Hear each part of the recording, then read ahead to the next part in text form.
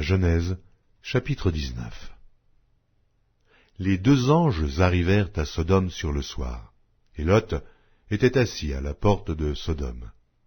Quand Lot les vit, il se leva pour aller au-devant d'eux, et se prosterna la face contre terre. Puis il dit, « Voici, mes seigneurs, entrez, je vous prie, dans la maison de votre serviteur, et passez-y la nuit. Lavez-vous les pieds, et vous vous lèverez de bon matin, et vous poursuivrez votre route. » « Non, répondirent-ils, nous passerons la nuit dans la rue. » Mais Lot les pressa tellement qu'ils vinrent chez lui et entrèrent dans sa maison. Il leur donna un festin et fit cuire des pains sans levain, et ils mangèrent. Il n'était pas encore couché que les gens de la ville, les gens de Sodome, entourèrent la maison, depuis les enfants jusqu'aux vieillards. Toute la population était accourue. Ils appelèrent Lot et lui dirent, « Où sont les hommes qui sont entrés chez toi cette nuit? Fais-les sortir vers nous, pour que nous les connaissions. » Lot sortit vers eux à l'entrée de la maison et ferma la porte derrière lui. Et il dit, « Mes frères, je vous prie, ne faites pas le mal. Voici, j'ai deux filles qui n'ont point connu d'homme. Je vous les amènerai dehors et vous leur ferez ce qu'il vous plaira. Seulement, ne faites rien à ces hommes, puisqu'ils sont venus à l'ombre de mon toit. » Ils dirent, « Retire-toi. » Ils dirent encore, « Celui-ci est venu comme étranger, et il veut faire le juge. Eh bien, nous te ferons pis qu'à eux. » Et, pressant Lot avec violence, ils s'avancèrent pour briser la porte. Les hommes étendirent la main, firent rentrer Lot vers eux dans la maison, et fermèrent la porte. Et ils frappèrent d'aveuglement les gens qui étaient à l'entrée de la maison, depuis le plus petit jusqu'au plus grand, de sorte qu'ils se donnèrent une peine inutile pour trouver la porte. Les hommes dirent à Lot, « Qui as-tu encore ici? Gendres, fils et filles, et tout ce qui t'appartient dans la ville, fais-les sortir de ce lieu, car nous allons détruire ce lieu, parce que le cri contre ses habitants est grand devant l'Éternel.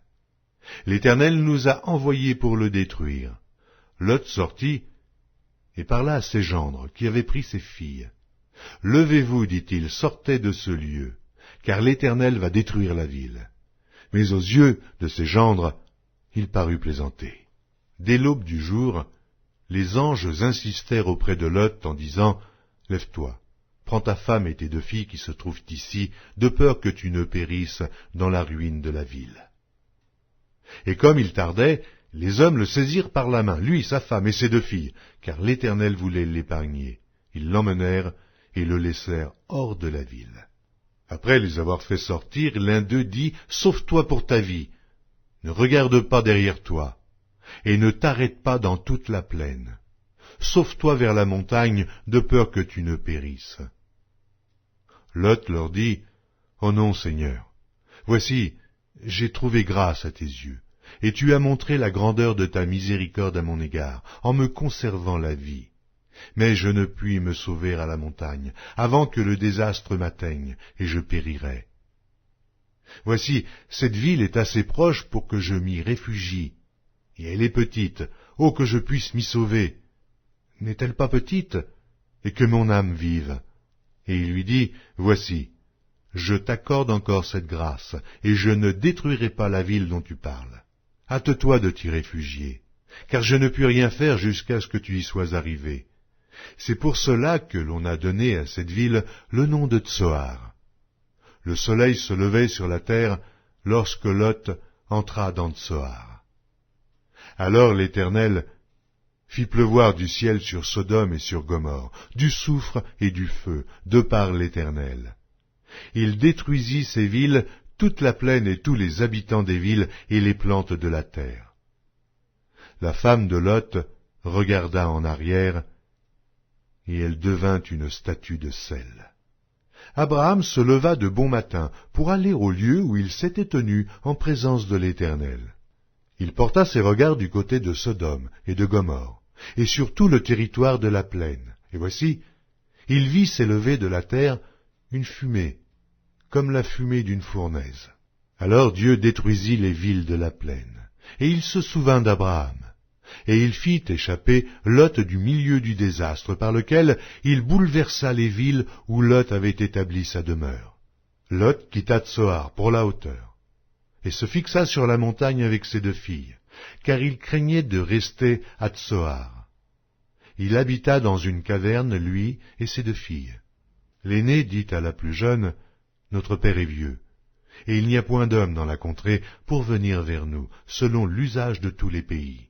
Viens, faisons boire du vin à notre père et couchons avec lui, afin que nous conservions la race de notre père. » Elles firent donc boire du vin à leur père cette nuit-là, et l'aînée alla coucher avec son père. Il ne s'aperçut ni quand elle se coucha, ni quand elle se leva.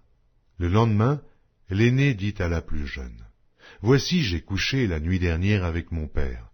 Faisons-lui boire du vin encore cette nuit, et va coucher avec lui, afin que nous conservions la race de notre père. » Elles firent boire du vin à leur père encore cette nuit-là, et la cadette alla coucher avec lui. Il ne s'aperçut ni quand elle se coucha, ni quand elle se leva. Les 2 filles de Lot devinrent enceintes de leur père. L'aînée enfanta un fils qu'elle appela du nom de Moab. C'est le père des Moabites jusqu'à ce jour. La plus jeune enfanta aussi un fils qu'elle appela du nom de Ben-Ami. C'est le père des Ammonites jusqu'à ce jour.